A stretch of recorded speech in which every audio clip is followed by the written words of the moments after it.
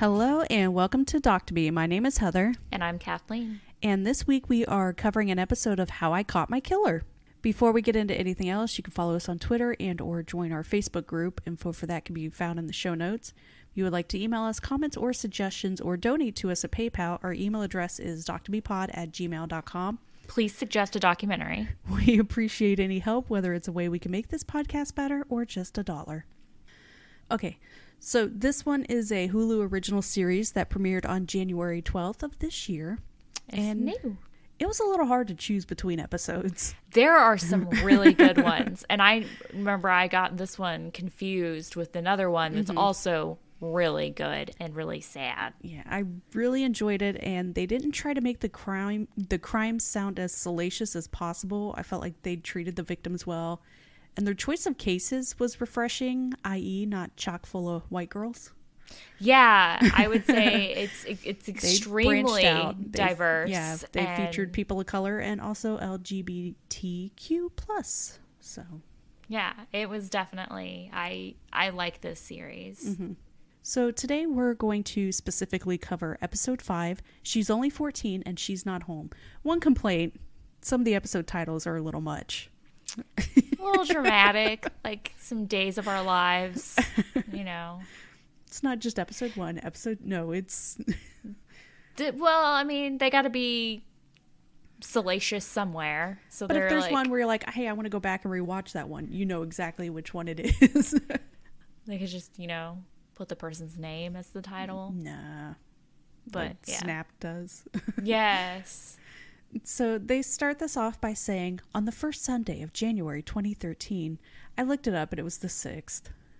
No, that date just sounds mysterious. Better. Just look at a fucking calendar. So January 6th, 2013, investigators were called to a scene on Garrettson Beach in Brooklyn, New York after someone walking reported a body. Not what you normally want to search for on a beach.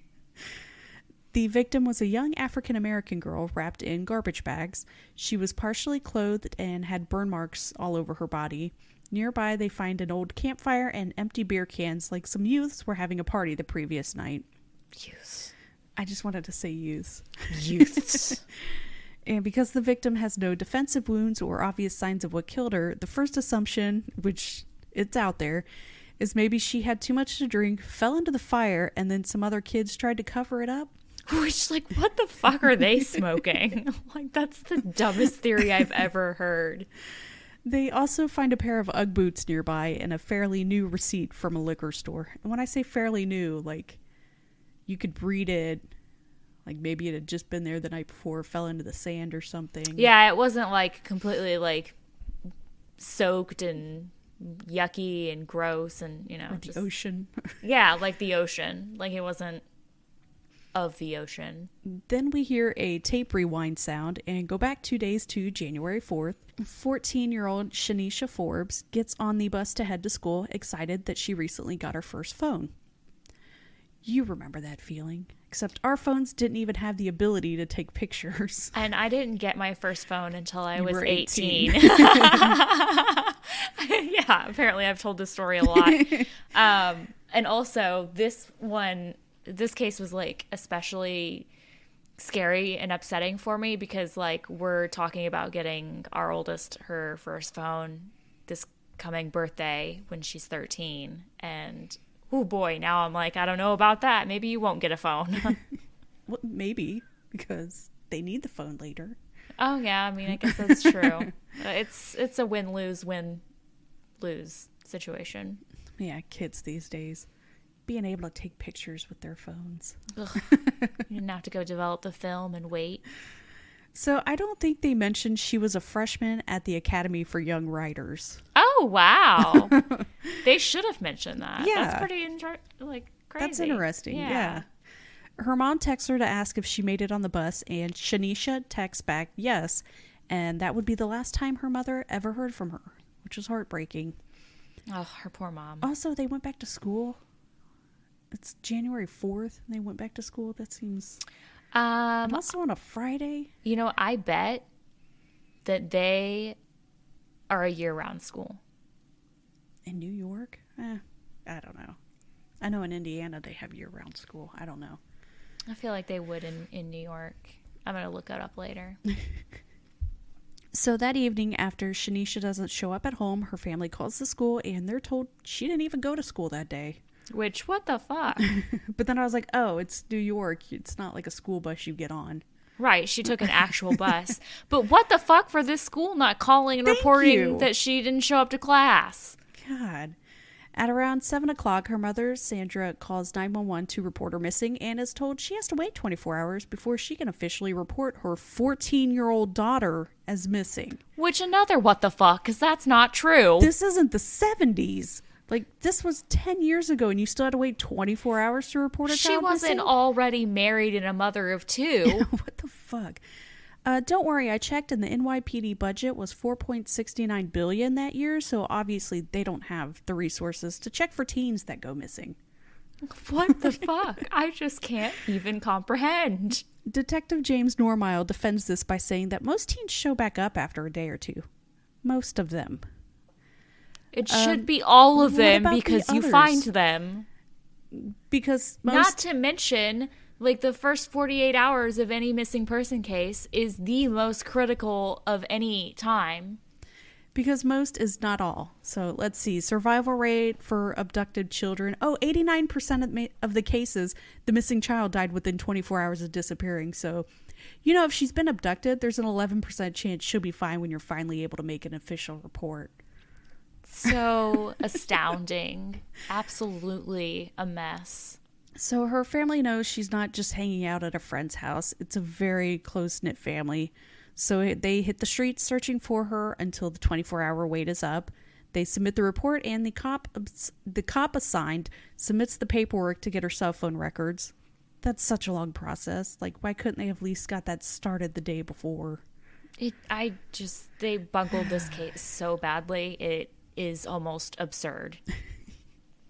So it's basically a waiting game at this point because where the fuck do you look in a huge place like Brooklyn?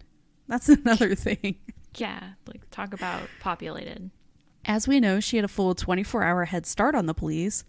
Her sisters check her Facebook account and discover that the morning before she posted about meeting an unknown male friend for a movie. I love that she had 1,200 friends on Facebook. And I checked, and I only had 93. I have like 100. I really purged in the lead up to the 2016 election. I've just not really made many friends in I'm life. Like rarely on Facebook. Like, I'll go through and I'll like something or make a comment, and someone is like, "This was a week ago." And I'm like, "I just now got back on Facebook. I'm sorry. I'm at my own pace." Monday, January 7th, the police show up to Sandra's home to inform her that based on the clothing found on the body, the assumption is that it is Shanisha. The Ugg boots found actually belonged to Sandra, and she knew her daughter had borrowed them the day that she went missing. At the autopsy, they find no water in her lungs or signs of her having inhaled the flames, so all of that was done after her death. So clearly she didn't just fall into the fire pit she was found and a bunch nearby. of teenagers decide to cover it up. This was a murder, not an accidental death like they initially thought. And what kind of monster would kill this sweet, beautiful child and then destroy her body like that? Yeah, somebody who has something to hide, clearly. And she is 14. The family is not happy with how the police are handling the case. And we're not even talking about that 24-hour wait bullshit. They feel like they're not working the case with the speed it deserves. They aren't even searching for evidence in an appropriate, timely manner. The family decides to investigate the movie theater leads, so they head over there to see if they can see the footage themselves from that day. Oh my God. The employees have no problem showing them the footage, except it's already been a week and the tape records over itself after a week. They were literally a day late. Just so frustrating. But no big deal because the cops already stopped by to look at the footage, right? Nope. They did not. Like, that's like the easiest thing that you could possibly do in any missing person situation. You go to the last known place that they were seen. Well, not even seen. She said she was going there. Like, what the fuck? Detective James Normile talked about how he and Detective Luis Sanchez looked over her social media and they didn't think to go there and check the footage right away. Just astounding.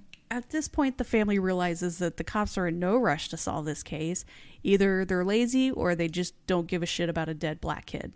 I don't know what other excuses there could be for them to not follow up on this obvious lead. It's like the easiest case in the book. Yeah. And the family uses media connections to get the story plastered all over the news, so even if the cops don't care, at least the public will. The cops decide to look into the receipt for the liquor store because it's dated from the day before she was found.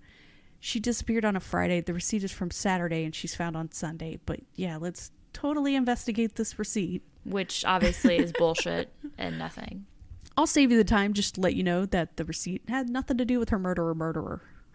Of course not. Like, why even bring it up? Then they go to interview some of her friends and learn that she had to deal with bullying. And then Jonathan Ho drops a hell of a bombshell and informs the police that a few days before her death, she let him know that she thought she was pregnant. That's pretty fucking big for 14. Jonathan, start with that. He mentions that he held out. He mentions that she was nervous, but said she wanted to keep the child. Important information, except at this point, no one knows who the father of the baby would be, so the case just comes to a standstill. What the fuck? Until her phone records come in, and now they're able to trace her route that day based on phone towers. If it wasn't for the phone, this would have never been solved. No, absolutely. She was so lucky to have had that phone. Mm-hmm. So instead of going to school that day, she headed towards Flatbush, which is the opposite direction.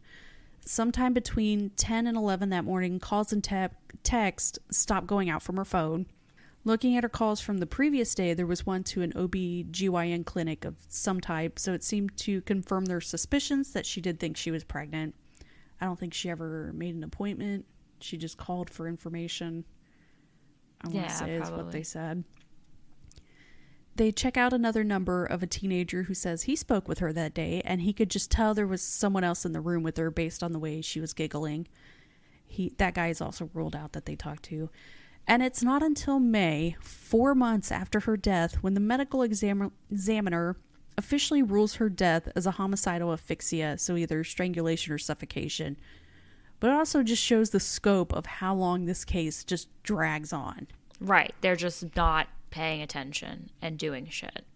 10 days after the medical examiner's report comes out, police announce an arrest in the case. Between December 26, 2012 and early morning January 4th, 2013, Shanisha had exchanged several texts and calls with a certain number. So, teenager. Or just me who gets bored and texts people frequently. And I send you just pictures of dead animals. I mean, wasn't that what it was today? It was quite an aesthetic. Not animals I found. We were at a place that had animals. Lots of dead animals. And it was called. Somehow it wasn't a museum. No. Which I was like about to ask, like, are you at a museum? We're a tattoo parlor. Yeah. Like, this is like some herd museum. So it's really suspicious that the texts and calls ended that morning that she disappeared. Almost like this person knew it was pointless to text her. Like, what an idiot. You still keep texting and calling. Yeah. Like, what the fuck? They are able to figure out that the phone tied to the number was being paid for with a credit card by a woman who identifies her brother, Christian Ferdinand, as being the owner of the phone. They go to interview the sister, who lets them know that her brother actually goes to school in Maine. I don't know if it's school or it was a Job Corps thing.